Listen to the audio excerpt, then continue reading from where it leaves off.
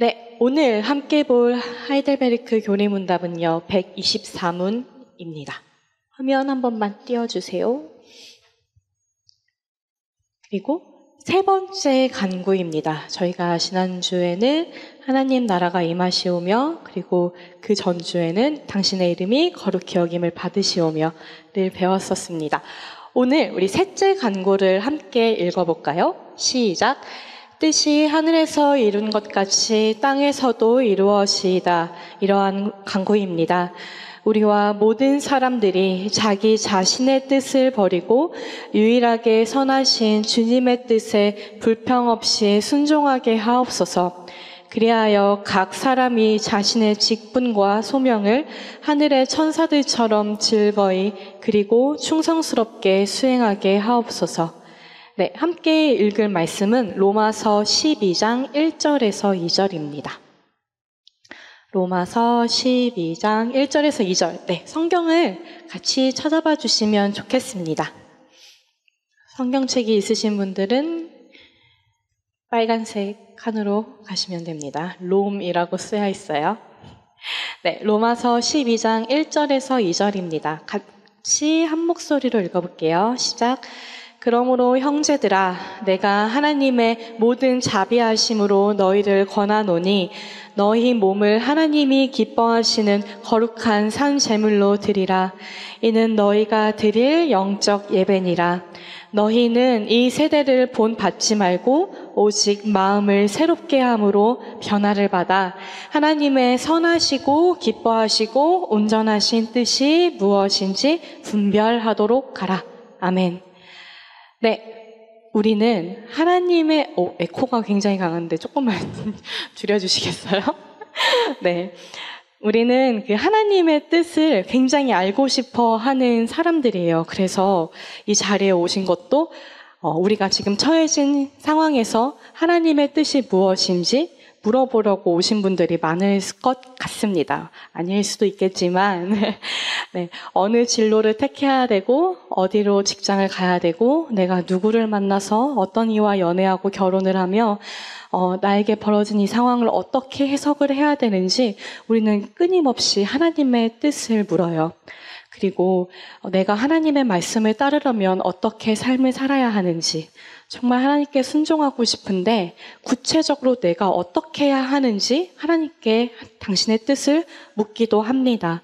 혹은 저처럼요, 예수님을 믿지 않는 가족들이 있다면 이 가족을 향한, 저를 향한 하나님의 뜻이 무엇인지, 그리고 제 사랑하는 친구들과 가족들이 그리스도께 돌아오는 게 언제일지 당신의 그 뜻을 묻기도 합니다. 우린 이렇게 많은 질문들을 하나님께 올려드리고 인도하심을 구하고 당신의 그 계획과 뜻을 밝히 알려달라고 기도하죠. 이처럼 그리스도를 믿는 우리는요, 하나님의 놀라운 뜻을 간절히 바랍니다. 그리고 그 간절한 뜻이, 놀라운 뜻이 우리 안에 이루어지기를 원하는 거죠. 그런데 우리가 하나 알아야 할 것은 하나님은요, 그가 가지신 은밀하고 놀라운 계획을 우리에게 좀처럼 말씀하시는 법이 없으세요. 봐봐, 로라야, 이게 하나님의 뜻이야, 이게 나의 뜻이란다라고 말씀해 주시면 마치 사이렌을 알려주시는 것처럼, 막 울리는 것처럼 알려주시면 잽싸게 알아챌 텐데 하나님은 그렇게 하질 않으세요. 오히려 언제나 우리의 선택과 결정을 지켜보시며 당신의 일을 이뤄가시는 거죠. 여기에서 우리는 하나님의 뜻에 대해서 좀 알아야 합니다. 하나님의 뜻은요, 정의가 두 가지가 있습니다. 제가 신명기 말씀을 먼저 읽어볼게요. 신명기 29장 29절입니다. 감추어진 일은 우리 하나님 여호와께 속하였거니와 나타난 일은 영원히 우리와 우리 자손에게 속하였나니 이는 우리에게 이 율법의 모든 말씀을 행하게 하심이니라. 첫 번째, 하나님의 감추어진 일이 하나님의 뜻입니다. 이건 사실 하나님께서 미리 정해놓으신 뜻이기도 한데요. 즉 하나님만 알고 계시고 우리에게는 감추어진 모든 일을 말합니다. 우리의 미래나 지금 현재 벌어지고 있는 일들 모든 것을 하나님의 뜻이라고 하고 있어요. 그러니까 아까 앞서도 예를 들었듯이 내가 누구를 만나서 결혼을 할지, 이 직장을 갈지 저 직장을 할지, 이 조장 자리를 내려놔야 될지 말아야 될지, 내가 선교를 가야 할지 말아야 할지, 이렇게 하나님의 뜻이 무엇인지 궁금할 때 이 모든 일들이 하나님께 우리에게는 감추어진 하나님의 뜻이에요. 이 일들이 성경에 기록되어 있지 않기 때문에 우리는 알 수가 없습니다. 하지만 하나님의 큰 계획 안에서 모든 것이 예비되어 있는 거죠. 이건 하나님께서 세상을 다스리시며 그 계획을 실행하시는 분이 오로지 하나님이라는 것을 알게 해요. 그래서 하나님께서 원하시는 건 반드시 모든 일이 일어납니다. 하나님이 뜻하신 바는 모든 것이 일어나고 우리 눈앞에 펼쳐지는 일들은 하나님의 뜻에 의한 것입니다. 우리의 머리카락 개수가 몇 개이고 공중에 날고 있는 저 새가 떨어지지 않게 하고 드레핀 백합화를 돌보시는 모든 피조물을 하나하나 다스리시는 건 바로 하나님의 뜻이에요. 모든 것이 감추어져 있는 것이죠. 우리는 감히 하나님께서 왜 그렇게 하시는지 그 뜻을 헤아릴 수가 없습니다. 이것이 첫 번째로 하나님의 뜻, 즉 감추어진 뜻이었어요. 두 번째로는 신명기 29장 29절의 하반절에 나타나는데요. 나타난 일은 영원히 우리와 우리 자손에게 속하였나니 이는 우리에게 이 율법의 모든 말씀을 행하게 하심이니라.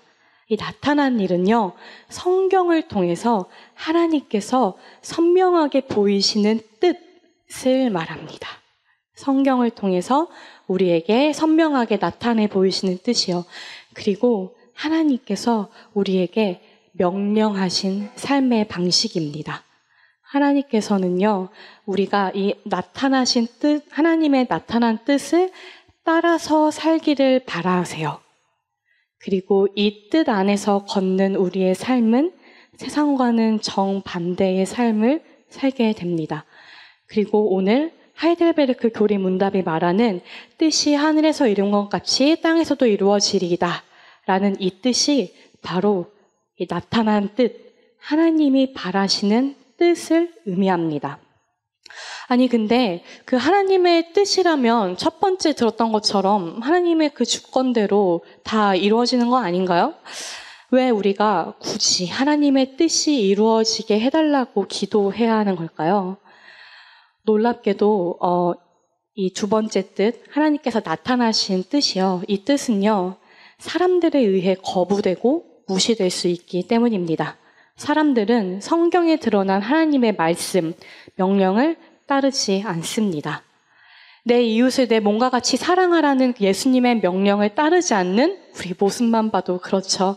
사랑하라고 부르신 그 자리를 우리는 도망쳐 버리잖아요. 이렇게 우리도 하나님의 뜻하신, 하나님의 나타나 보이신 뜻을 거부하는 것처럼 많은 사람들이 하나님의 말씀, 명령을 따르지 않습니다. 하지만 하나님은요, 여전히 그의 오래 참으심과 기다리심으로 우리가 하나님 보시기에 기뻐하신 일을 행할 수 있도록 바라고 계세요. 정말 간절히 우리가 하나님의 그 나타내 보이신 뜻을 따라 살기를 간절히 바라고 계십니다. 하지만 이 하나님의 말씀을 따르는 것은 우리의 힘으로 되지 않습니다. 오히려 많이 어려워요. 우리는 본성상 하나님을 미워하는 독사의 자식들이었거든요. 정말 우리의 뜻은요, 하나님의 뜻과 반대될 때가 많았습니다. 그러나 하나님은 이런 우리를 구원하셨고, 우리를 구원하신 하나님은 성령 하나님을 우리 가운데 주셨어요. 그리고 우리의 마음으로 하여금 하나님, 당신의 나라가 임하게 하세요. 해주세요. 라고 기도를 드리게 하죠. 제가 왜 이 지난주에 들었던 당신의 나라가 임하시오며를 말하냐면요. 이 모든 간구들은 다 이어져 있기 때문입니다. 하나님께서는 우리를 구원하시고 성령 하나님을 우리 가운데 주셨어요. 그리고 우리가 우리 마음 가운데 당신의 나라가 임하시오며라는 기도를 드리게 하셨죠. 우리를 우리 뜻대로 살아가는 게 아니라 하나님의 말씀과 성령으로 통치해달라고 하는 기도였습니다. 그리고 우리는 우리 삶의 모든 영역에서, 우리 마음뿐만이 아니라 삶의 모든 영역에서 하나님의 나라가 임하고 우리로 하여금 하나님의 뜻을 행하게 됩니다. 우리는 이렇게 하나님의 뜻을 행함으로써 순종의 기쁨과 감사의 맛을 알 수 있게 돼요. 이렇게 하나님의 나타나신 뜻을 성령 하나님의 도우심으로 우리가 따르게 되다 보면 우리 삶에 주어지는 수많은 선택과 상황 가운데서도요, 비록 감추어져서 우리가 어떤 것이 하나님의 뜻인지 알지 못할지라도 우리는 하나님께서 예비하신 그 걸음대로 걸을 수 있게 됩니다. 예를 들어서 우리가 자전거를 처음 타기 시작할 때도 그런 것 같아요. 처음에는 보조바퀴를 달거나 이제 누군가가 뒤에서 잡아줘야만 이제 우리가 그 자전거에서 오롯이 설 수가 있죠. 그러다가 보조바퀴를 어느샌가 떼게 되고, 이제 저는 특히 아버지가 자전거를 가르쳐 주셨었는데, 이제 아버지가 손을 떼는 순간 우리는 당연히 넘어지게 됩니다. 자전거를 배우려면 어쩔 수 없어요. 반드시 넘어지고 무릎이 까지고 울면서 일어나는 경험이 있어야 합니다. 그렇게 우리는 자전거에서 넘어지고 일어나면서 균형 잡는 방법을 터득해 가요. 그리고 이 시간을 잘 견뎌내면, 잘 훈련하면요, 분명 우리는 혼자서 자전거를 탈 수 있는 방법을 배우게 되는 거죠. 저를 통해서 또 다른 예를 한 번 더 들어볼게요. 저는 사실 길눈이 진짜 밝은 편이에요. 그러니까 한 번 간 길은 거의 다 외우거든요. 이제 내비게이션을 보고 갈 때도, 보지 않을 때도 길을 한 번에 외워서 이제 두 번째 가는 길은 어디서 우회전을 해야 되는지 알고 몇 번째 집인지 좀 아는 편입니다. 그런데 제가 방황하면 방황할수록, 그 어떤 동네에 가서 방황하면 방황할수록, 헤매면 헤맬수록 그 길을 더 잘 기억하게 돼요. 내가 헤매서 이곳저곳을 다 돌아보면요, 그게 다 어느샌가 제 땅이 돼서 머리에 탁 각인돼 있더라고요. 우리가 사실 살면서 하나님의 그런 누구를 만나야 되건, 진로를 어디를 가건, 직장을 어디를 가건, 이런 개인적인 인도하심을 받는 것도 이와 비슷하다고 생각합니다. 하나님이 바라시는 뜻이요, 그 삶의 방식, 성경을 잘 따라간다는 건 우리의 표지판이 되어줘요. 그러니까 때로는 우리가 말씀으로 살아내는 것도 잘 누려보고, 말씀대로 살아보지 못해서 완전 실패하고 좌절하고 넘어지는 경험도 해보는 거예요. 그런데 이게 하나하나 쌓이면요, 내 안에 어느샌가 하나님의 은혜로 말씀과 성령 하나님의 통치를 갈망하게 됩니다. 그리고 성령 하나님께서는 우리의 마음 가운데 은혜를 부어주셔서 우리가 하나님의 뜻을 분별하여 살아가게 해주시고, 뜻을 따라 순종하며 살아가게 해주시고, 우리가 삶의 구석구석마다 개인적인 인도하심을 구하는 것도 하나님의 뜻에 잘 따라 살아갈 수 있도록 도와주십니다. 우리는 우리의 삶을 걸어가는 데 있어서 주저함이 없게 돼요. 즉, 하나님의 나타내신 뜻을 잘 순종하고 따라가도록 노력하면 하나님의 은혜로 되는 일이지만요, 감각을 익히게 되는 거예요. 뭐가 나한테 좋은지 나쁜지, 이게 진짠지 가짠지 분별하게 되는 거죠. 그래서 하나님의 감추어진 뜻, 비록 나는 지금은 알 수 없지만 하나님께서 나를 통해 예비하신 길을 감각적으로 잘 따라가게 됩니다. 이 모든 것이 성령 하나님의 일하심이에요. 이렇게 우리는 이 자리에 금요기도에 나온 여러분들은 정말 하나님의 뜻을 간절히 구하는 자들이라고 생각을 합니다. 그리고 우리가 방금 살펴봤듯이 하이델베르크가 말하는 이 하나님의 뜻은 하나님께서 우리에게 바라시는 뜻, 나타내 보이시는 뜻이 있다고 말씀을 드렸어요. 그런데 이제 두 번째 대지로 넘어가서 하이델베르크의 의미를 좀 살펴볼 텐데요. 하이델베르크 답을 한 번만 띄워주시겠어요? 네. 네, 잠시만요. 네. 이 뜻이 하늘에서 이루어진 것 같이 땅에서도 이루어지다라는 의미를 우리가 한 목소리로 읽어봤으면 좋겠습니다. 우리와 모든 사람들이부터 읽을게요. 시작. 우리와 모든 사람들이 자기 자신의 뜻을 버리고 유일하게 선하신 주님의 뜻에 불평 없이 순종하게 하옵소서. 그리하여 각 사람이 자신의 직분과 소명을 하늘의 천사들처럼 즐거이 그리고 충성스럽게 수행하게 하옵소서. 여기서 하이델베르크는 자기 자신의 뜻을 버리고 라고 말합니다. 분명 우리는 하나님께서 우리를 향해 나타내 보이신 뜻, 바라시는 뜻은 무시되고 거부될 수 있다고 했어요. 우리가 우리의 뜻을 따를 때 하나님의 뜻은 무시되고 거부됩니다. 비록 우리가 하나님의 다스림을 받는 백성들인데도 불구하고요. 우리는 무엇을 뜻하고 무엇을 바라는 자들인가요? 우리의 일상을 한번 진지하게 들여다봅시다. 우리가 하나님께 나아가 드렸던 그 기도가 자세히 들여다보면 하나님의 뜻을 구하는 것 같지만 우리의 뜻이었을 수도 있어요. 그런데 한편으로 저는 여러분이 정말 하나님을 사랑하고 싶어서 그 마음에 순종하고 싶고 이 현실에서 하나님의 뜻을 정말 구하고 싶어서 기도했을 수도 있다고 생각합니다. 왜냐하면 제가 이 하이델베르크 시리즈로부터 많은 것을 배우고 있기 때문인데요.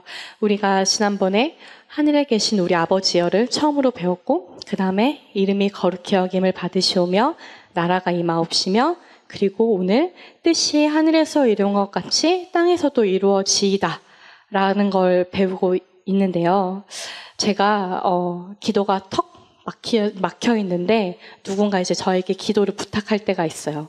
그러면 이제 자연스럽게 하늘에 계신 우리 아버지여 라고 기도를 하게 되더라고요. 나의 아버지가 뿐만이 아니라 우리의 아버지 되시는 분께 간구합니다. 그리고 이제 제가 신방이나 아니면 친구와 교제에서 누군가를 만나는 자리에서 이 자리에서 하나님의 이름만 거룩히 여김을 받기를 하나님께서만 영광 받으시기를 바라죠. 마음이 너무 혼란스럽고 지옥 같을 때, 제 안에 하나님 나라가 없는 것 같이 느껴질 때, 제 마음 가운데 하나님 나라가 임해서 제 마음을 통치해달라고, 사랑하게 해달라고 기도하게 됐습니다. 그리고 이번 주에 하나님의 뜻을 만나게 됐는데요. 하이델베르크는 첫 문장에서 이렇게 이야기하죠. 우리의 뜻을 버리고 하나님의 뜻에 순종해야 된다고요. 자기 자신을 버리고 하나님의 뜻을 순종하라고요. 그때 저에게 말씀 구절 하나가 생각이 났습니다. 로마서 14장 8절인데요. 제가 읽어보도록 하겠습니다. 우리가 살아도 주를 위하여 살고 죽어도 주를 위하여 죽나니 그러므로 사나 죽으나 우리가 주의 것이로다. 이 말씀 뒤에는 이런 구절이 나옵니다. 이를 위하여 그리스도께서 죽었다가 다시 살아나셨으니 곧 죽은 자와 산 자의 주가 되려 하심이라. 내가 어찌하여 내 형제를 비판하느냐? 어찌하여 내 형제를 업신여기느냐? 우리가 다 하나님의 심판대 앞에 서리라. 그리고 그 이후에 나오는 로마서 9절의 표제는 이렇게 말합니다. 형제로 거리끼게 하지 말라. 형제를 근심하게 한다면 사랑으로 행하지 않은 것이고 그리스도께서 대신하여 죽으신 형제를 네가 먹는 음식으로 망하게 하지 말라는 말씀입니다. 그리고 또 이런 말씀이 나와요. 하나님의 나라는 먹는 것과 마시는 것이 아니요 오직 성령 안에 있는 의와 평강과 희락이라. 저를 보니까 하나님께서 말씀하신 서로 사랑하라는 이 명령도 잘 따르지 못하는 사람이었어요. 형제를 거리끼게 하지 말라는 주의 말씀을 나는 해당 없다. 나는 그런 적이 없다.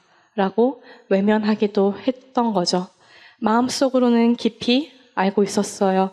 이러면 안 되는 걸 알고 있고 내가 편한 사람만 사랑하게 되고 사랑스러운 사람만 사랑하게 된다는 걸, 내 말을 잘 듣고 잘 따르는 사람들만 사랑한다는 걸 알고 있었어요.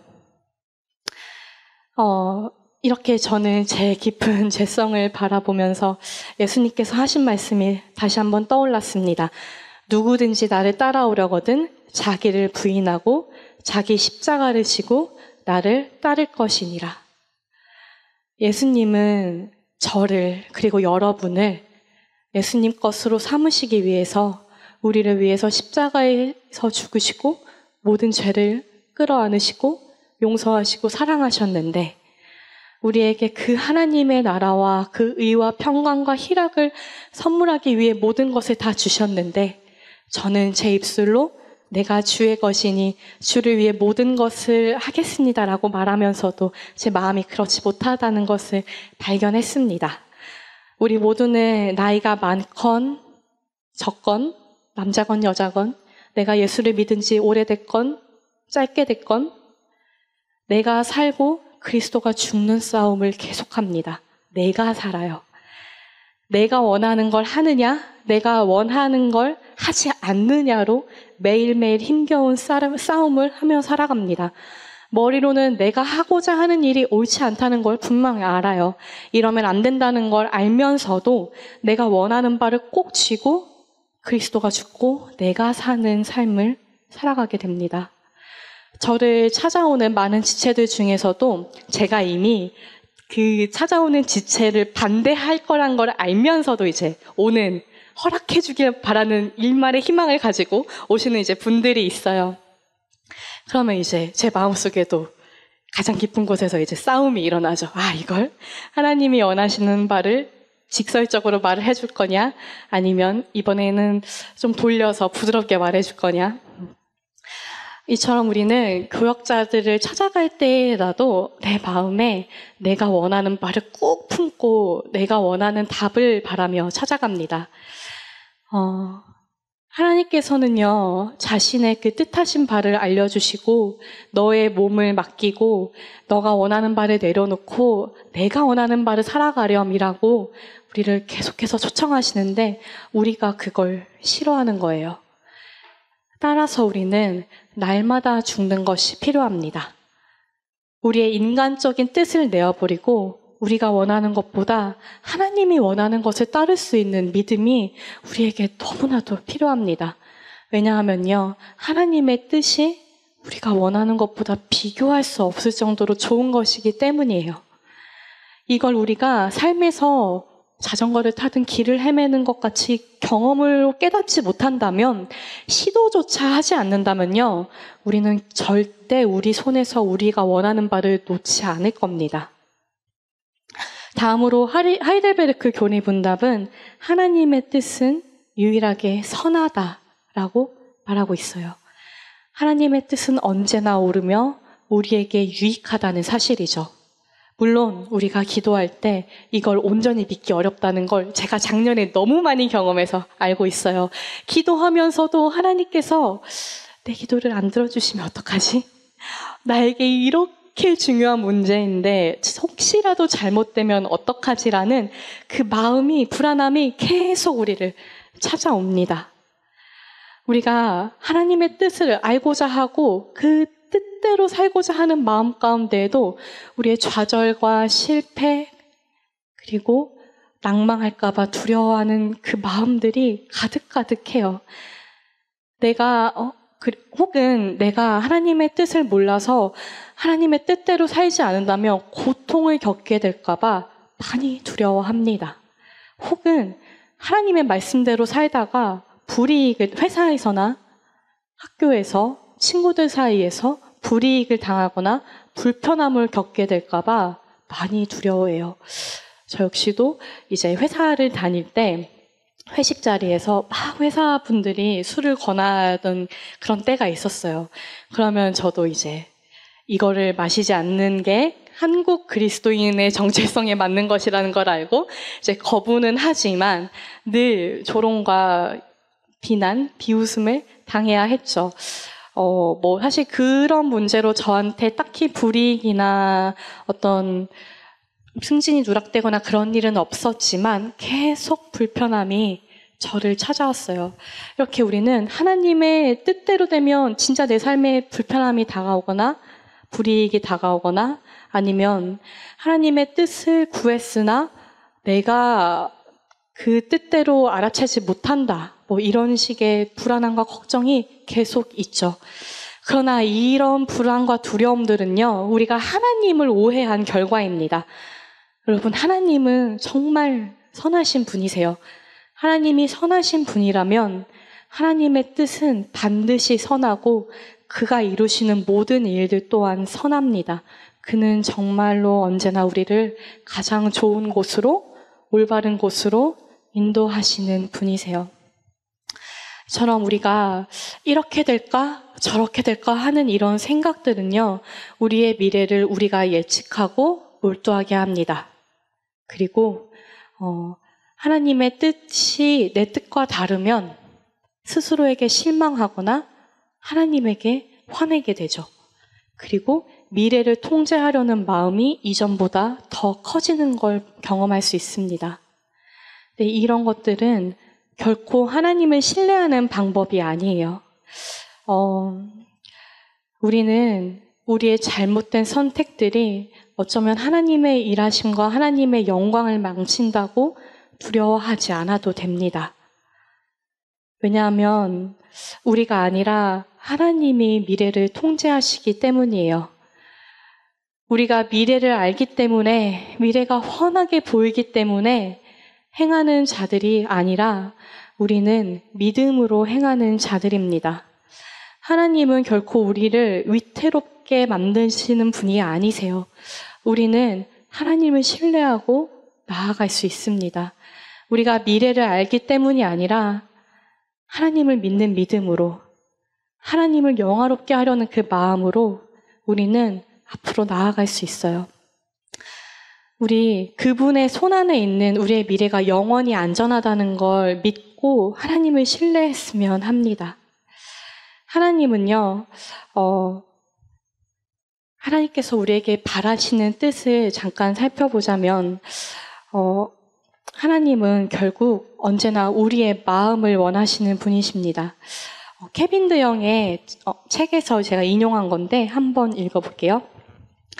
하나님은 하나님의 생각이 우리의 생각이 되고 하나님의 길이 우리의 길이 되고 하나님의 애정이 우리의 애정이 될 만큼 우리가 하나님을 깊이 알기를 원하십니다.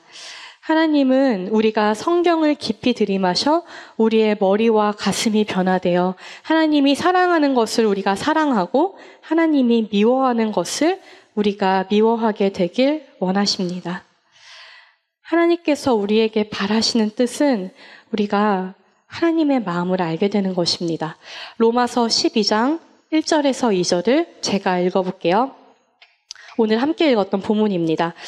그러므로 형제들아, 내가 하나님의 모든 자비하심으로 너희를 권하노니 너희 몸을 하나님이 기뻐하시는 거룩한 산 제물로 드리라. 이는 너희가 드릴 영적 예배니라. 너희는 이 세대를 본받지 말고 오직 마음을 새롭게 함으로 변화를 받아 하나님의 선하시고 기뻐하시고 온전하신 뜻이 무엇인지 분별하도록 하라. 여기서 로마서를 쓴 바울은 이렇게 말하고 있습니다. 내 몸을 산 제물로 드리라. 그리고 이 세대를 본받지 말고 마음을 새롭게 함으로 변화를 받으라고요. 그러면 우리가 하나님의 선하시고 기뻐하신 온전하시는 뜻, 이걸 분별하여 알 수 있다고 합니다. 여기서도 우리는 우리의 몸을 산 제물로 바치는, 그러니까 우리의 뜻을 저버려야 한다는 걸 알 수가 있어요. 우리는 우리의 뜻을 저버리고 우리 자체를 하나님께 드립니다. 하나님께 드릴 영적 합당한 예배를 드리기 위해 우리는 스스로 거룩한 산제물이 돼서 하나님께서 기뻐하시는 예배를 드립니다. 우리의 모든 것을 다 하나님께 드릴 때, 전적으로 나를 부인하고 하나님께 드릴 때 우리의 마음이 새롭게 되고 변화되어 죄에 거하지 않게 됩니다. 이 세대를 본받아 행했던 죄에서 떠나게 되는 거죠. 내가 보는 것이 전부이고 내가 느끼는 감각이 전부라고 말하는 이 세대 가운데 우리는 그들의 말에 따르지 않고 이 세대를 본받지 않고 하나님의 말씀을 나타내 보이신 뜻을 따라 살 수 있습니다. 이 세대가 말하는 건강과 성공, 편안함을 따르지 않을 수 있습니다.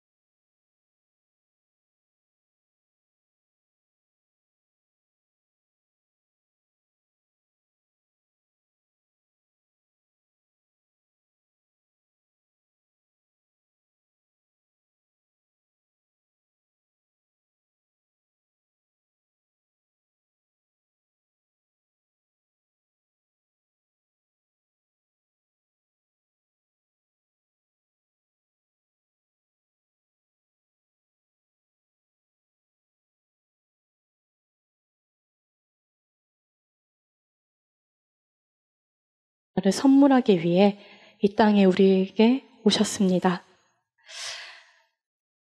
죄의 종에서 자유인으로 우리를 해방시키시기 위해 우리의 모든 죄를 다 짊어지시기 위해 그리스도께서 이 땅에 오셔서 이렇게 기도하셨습니다. 내 아버지여, 만일 할만하시거든 이 잔을 내게서 지나가게 하옵소서. 그러나 나의 원대로 마옵시고 아버지의 원대로 하옵소서.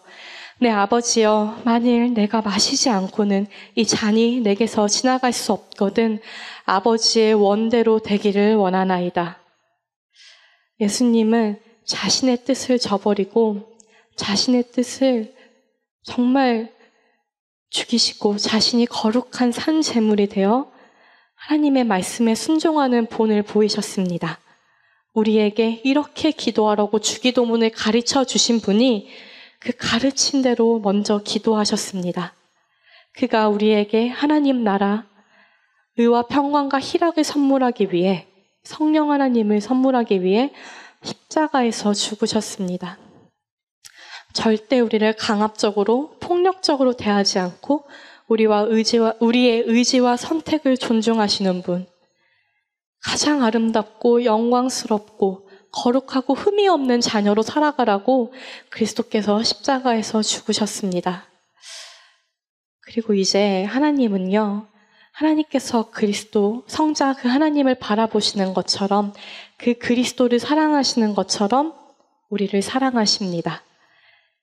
그리고 우리로 하여금 당신의 말씀에 순종하여 진정한 행복을 누리기를 원하세요. 하나님은 우리가 하나님이 원하시는 것을 우리 스스로가 원하기를 원하십니다. 바라십니다.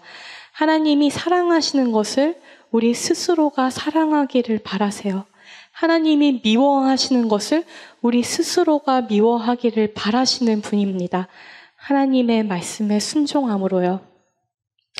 예수 그리스도께서 우리를 위하여 죽으시고 다시 살아나심으로 우리를 자신의 것으로 삼으셨기에 우리는 이제 그 예수님 안에서 성령님의 도우심으로 힘입어 살아갑니다.